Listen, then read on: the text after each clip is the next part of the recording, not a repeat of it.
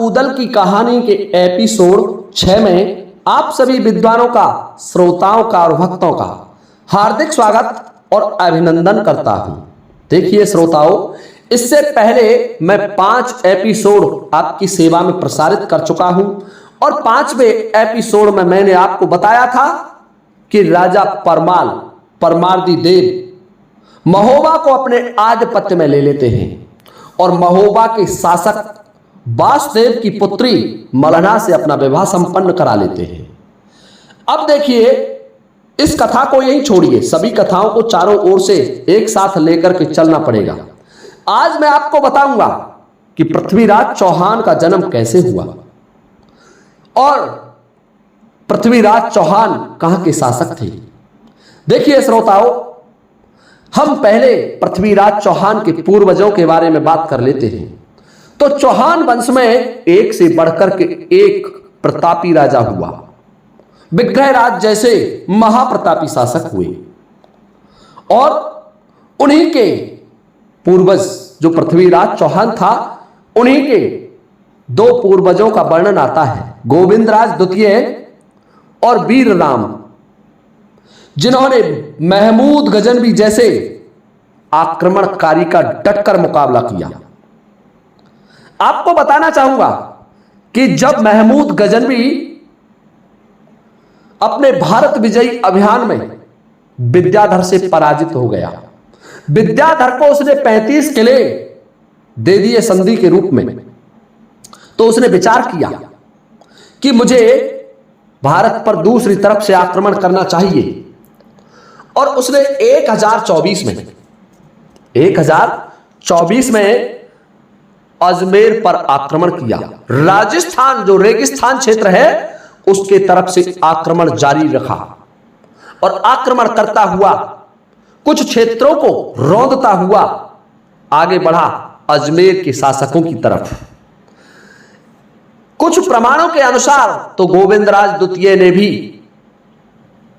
पराजित किया था महमूद गजनवी को, परंतु स्पष्ट प्रमाणिक फैक्ट है, ऐतिहासिक सत्य है कि पृथ्वीराज चौहान के पूर्वज वीर राम बड़े ही शक्तिशाली थे और जब गढ़बीठली के दुर्ग पर महमूद गजनवी ने आक्रमण किया, दुर्ग का चारों ओर से घेरा डाल दिया, तो वीर राम ने अपने सैनिकों को बुलाया, सेनापतियों को बुलाया, एक सभा आयोजित की और उस सभा में विचार किया कि ये आक्रमणकारी जो गजनी से आया हुआ है इसको किस तरीके से रोका जाए। सभी सैनिक और सेनापति कहने लगे कि महाराज, इस आताताई को रोकने के लिए कोई दूसरा तरीका उचित नहीं होगा, हमारे पास पर्याप्त शक्ति है और हम इस आताताई को मुंह तोड़ जवाब देने में सक्षम हैं, इसलिए राजन इस पर सीधा आक्रमण किया जाए।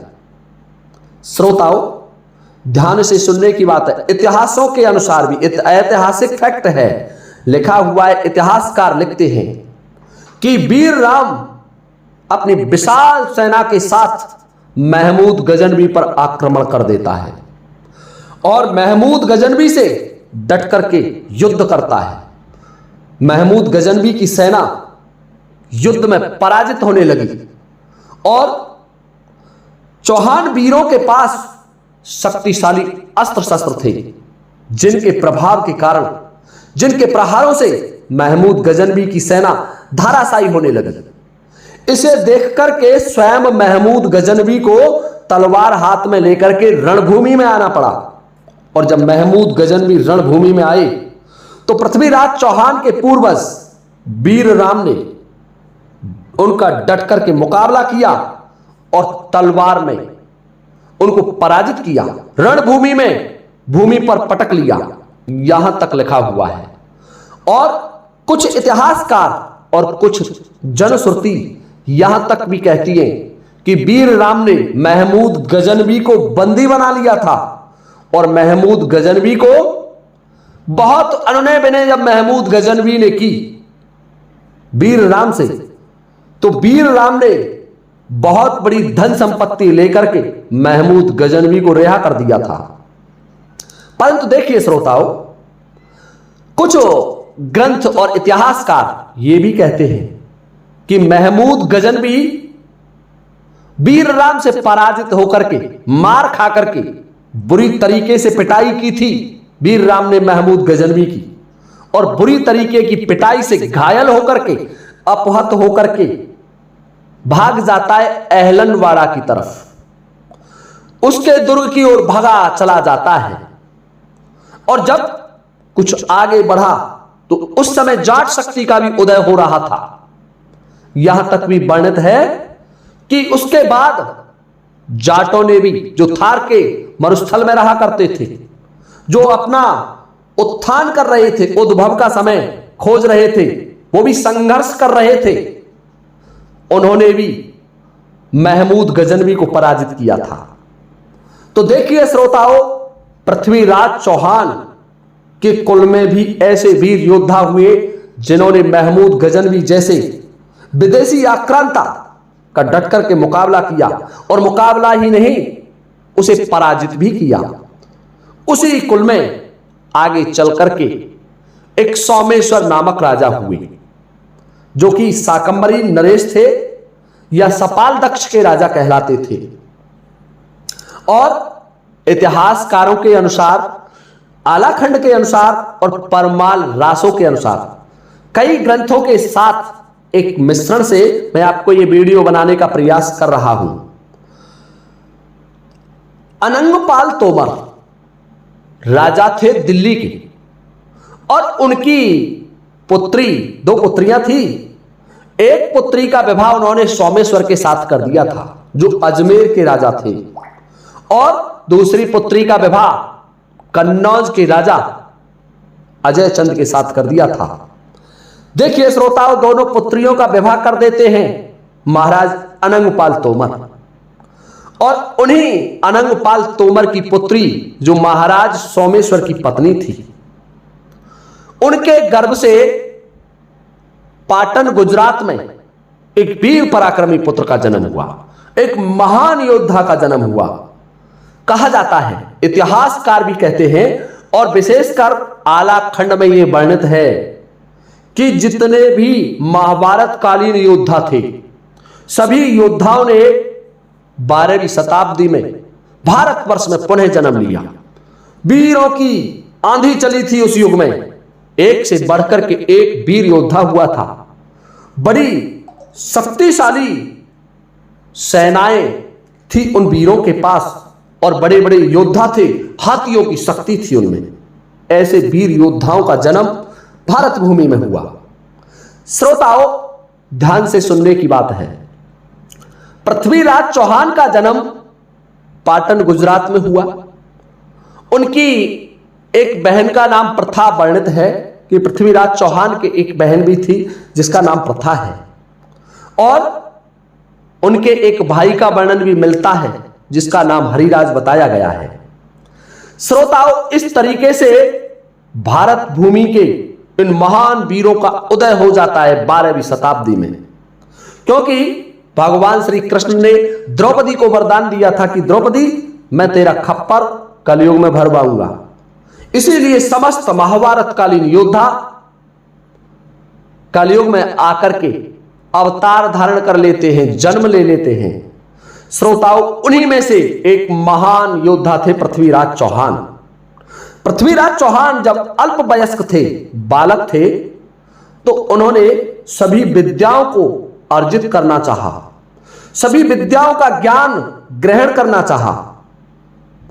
उनको उनके गुरु के आश्रम में अस्त्र विद्या ग्रहण करने के लिए भेज दिया गया, जो कि राजाओं के राजकुमारों को, सेनापतियों के पुत्रों को, सामंतों के पुत्रों को विद्याएं सिखाते थे। कोई भी राजा हो, वो हर क्षेत्र में निपुण होना जरूरी था उसका, चाहे वो युद्ध कला हो, राजनीति हो, चाहे वाक पटता हो। इन सभी क्षेत्रों में राजा का निपुण होना आवश्यक था। तो पृथ्वीराज चौहान ने उन समस्त विद्याओं को सीखने के लिए अपने गुरु के आश्रम में दाखिला ले लिया। गुरु के आश्रम में विद्या अध्ययन करने लगे। पृथ्वीराज चौहान समस्त विद्याओं में पारंगत हो गए। पृथ्वीराज चौहान एक कुशल योद्धा, कुशल राजनीतिज्ञ भी थे और पृथ्वीराज चौहान के पिता सोमेश्वर भी एक छोटे मोटे राजा नहीं थे, महापराक्रमी राजा थे, महापराक्रमी राजा थे। श्रोताओं, पृथ्वीराज चौहान अपने गुरु से विद्याएं सीख रहे थे। एक दिन की बात है कि उनके गुरु ने पृथ्वीराज चौहान को रामायण सुनाना आरंभ कर दिया। श्रोताओं, ध्यान से सुनने की बात है। मैं कई ग्रंथों से, कई पुराणों से, कई ऐतिहासिक पुस्तकों से ये कहानी आपकी सेवा में प्रस्तुत कर रहा हूं। इसका जो कुछ काल्पनिक भाग होगा उसे हटाने की कोशिश भी करूंगा। तो जनश्रुतियों के अनुसार, ये जनश्रुति है, मैं आपको बता रहा हूं, जनश्रुतियों के अनुसार पृथ्वीराज रासो और आलाखंड के अनुसार लिखा हुआ है कि एक दिन पृथ्वीराज चौहान को उनके गुरु रामायण की शिक्षा दे रहे थे और उसमें रामायण की शिक्षा देते समय एक वर्णन आया कि भगवान श्री राम के पिताजी महाराज दशरथ जी के पास अद्भुत बाण विद्या थी। उनके पास एक ऐसा बाण था जिस बाण के द्वारा वो जहां से आवाज निकलती थी उस स्थान का भेदन कर देते थे और इस बाण विद्या को, इस बाण को शब्द भेदी बाण कहा जाता था, जो कि राजा दशरथ जी जानते थे। और राजा दशरथ के दृष्टांत में यह आता है, आप भी जानते हैं कि राजा दशरथ ने सरयू से पानी भर रहे श्रवण कुमार को एक मृग समझ करके बाण छोड़ दिया और उसका वध कर दिया था। केवल आवाज के अनुसार श्रवण कुमार मारा जाता है, ऐसा वर्णन रामायण में मिलता है। और जब यह बात पृथ्वीराज चौहान ने सुनी तो पृथ्वीराज चौहान कहने लगे, गुरुदेव, आखिरकार ये कितने लोग ये विद्या जानते थे, मुझे उन सभी के नाम बताइए। तो उनके गुरु कहने लगे कि हे पृथ्वीराज, ये विद्या महाभारत काल में भी देखने को मिलती है। भगवान परशुराम, भार्गव परशुराम इस विद्या के पारंगत ज्ञाता थे, परंतु उन्होंने इस विद्या का उपयोग किसी पर नहीं किया। और आचार्य द्रोण भी इस विद्या में पारंगत थे। कहा जाता है पितामह भीष्म भी ये विद्या जानते थे, कर्ण भी ये विद्या जानते थे और अश्वत्थामा भी ये विद्या जानते थे। और एक भील युवक जिनका नाम एकलव्य था, एकलव्य भी इस विद्या में पारंगत थे। तो यह विद्या उस जमाने के कई महारथी योद्धा जानते थे। देखिए श्रोताओं, जब यह बात उस अल्प वयस्क राजकुमार ने सुनी, पृथ्वीराज चौहान ने, तो मन में जिज्ञासा हुई कि मैं भी ये बाण विद्या, जो शब्द के पीछे बाण छोड़ देता है, उसको अवश्य सीखना चाहूंगा। अपने गुरु से कहने लगे कि हे गुरुदेव, मुझे यह बताएं कि आखिरकार इस विद्या को सिखाने वाला वर्तमान समय में कौन जीवित है। उनके गुरुजी ने जब ये बात सुनी तो कहने लगे, पुत्र, यह विद्या मैं तो तुम्हें नहीं सिखा सकता, परंतु इसके सिखाने वाले कुछ लोग आज भी जीवित हैं। पृथ्वीराज चौहान कहने लगे कि गुरुजी, कौन कौन से लोग हैं जो ये विद्या जानते हैं। तो उन्होंने बताया कि जो एकलव्य के वंशज भील हैं वो इस विद्या में पारंगत हैं और आचार्य द्रोण के पुत्र अश्वत्थामा वो भी इस विद्या में पारंगत हैं।